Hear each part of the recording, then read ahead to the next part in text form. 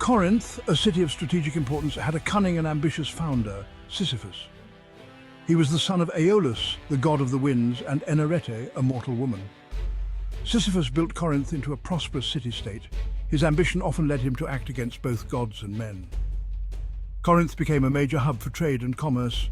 The city thrived economically, attracting people from all over the region. Sisyphus fortified the city, ensuring its protection. Sisyphus is a key figure in Greek mythology for his defiance of the gods. His story serves as a cautionary tale about the dangers of hubris. Sisyphus's legacy is forever intertwined with the idea of pointless struggle. Sisyphus's troubles began when Zeus abducted Aegina, the daughter of the river god Asopus. Sisyphus offered to reveal the abductor's identity in exchange for a favor. He demanded Asopus provide Corinth with a fresh water spring.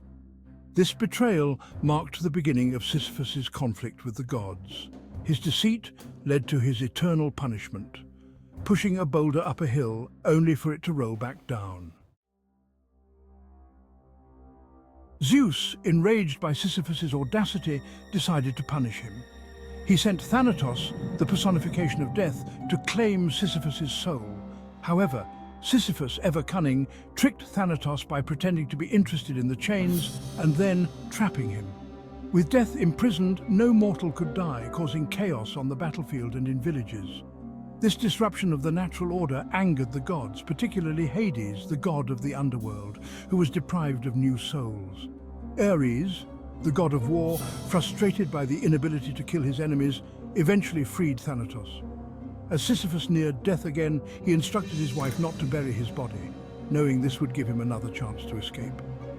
He descended to the underworld and complained to Persephone, queen of the underworld, about his wife's supposed negligence. Sisyphus convinced her to allow him to return to the land of the living to punish his wife. But once back, he refused to return to the underworld, cheating death a second time. Persephone, moved by Sisyphus's pleas, granted his request. Sisyphus faced numerous challenges as he navigated the treacherous paths of the underworld. He encountered fierce creatures and cunning traps, but used his wit to outsmart them. Discovering hidden passageways and secret routes, he made his way towards the exit. Finally, he emerged back into the world of the living, returning to Corinth. However, upon returning to Corinth, Sisyphus broke his promise and refused to return to the underworld. He continued to live his life, reveling in his cunning and outsmarting the gods. This time, however, his luck had run out. The gods, furious at Sisyphus's defiance, sent Hermes, the messenger god, to retrieve him. Hermes dragged Sisyphus back to the underworld, where he faced the full extent of the god's wrath. His punishment was to be severe and eternal, a fitting retribution for his transgressions. Hades devised a special punishment for Sisyphus. He was condemned to roll an immense boulder up a steep hill for all eternity.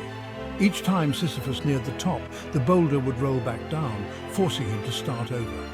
This agonizing and futile task embodied the frustration of Sisyphus's actions and the futility of his defiance. The punishment of Sisyphus is a powerful metaphor for the human condition. The endless repetition symbolizes the monotony and absurdity of human existence. We all face challenges and struggles in life, some seemingly insurmountable. The myth of Sisyphus reminds us that even in the face of adversity, we must find the strength to continue, even if our efforts appear meaningless. For Sisyphus, the psychological impact was profound, as he grappled with the endless cycle of hope and despair.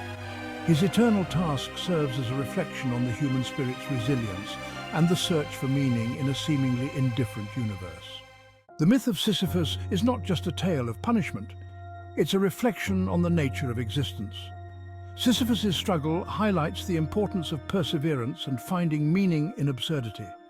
Albert Camus concluded that one must imagine Sisyphus happy, suggesting the struggle itself fills a man's heart. It reminds us to find meaning and purpose even in mundane tasks. Thank you for watching, and don't forget to like and subscribe.